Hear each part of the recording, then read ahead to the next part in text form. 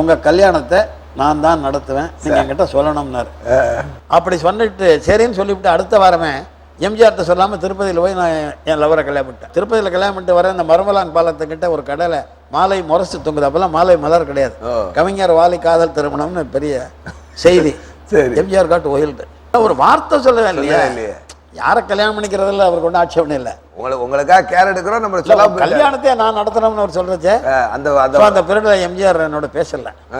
அப்புறம் ஒரு நாள் 2248 எம்ஜிஆர் கார் நம்ம வீட்டுக்கு வந்தது. அவன் ராமசாமின்னு டிரைவர். எம்ஜிஆர் சின்னவர்னுவாங்க. சின்னவர் உங்களை டிஃபன் சாப்பிட கூப்பிட்டு வர சொன்னார்.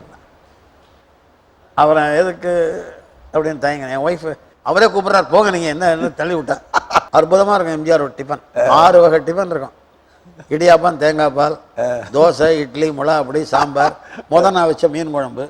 டிஃபன் சாப்பிட்ற டேபிளில் தான் அவர் எல்லாத்தையும் சமாதானப்படுத்துவார். இப்போ என்னத்தினால நான் பேசுகிறேன் கோவிச்சுருக்கேன்லாம் நீங்கள் கேட்கக்கூடாது, தேவையில்லை. எனக்கு பாட்டு எழுதணும், தாழம்பூ படம். அதை நீங்கள் சாயந்தரம் மகாதேவனோட உட்காந்து எழுதுறீங்க. சரி என்ன, அந்த பாட்டு தான் எங்கே போய்விடும் காலம் அது என்னையும் வாழ வைக்கும், கொஞ்சம் இதயத்தை திறந்து வைத்தால் அது உன்னையும் வாழ வைக்கும்.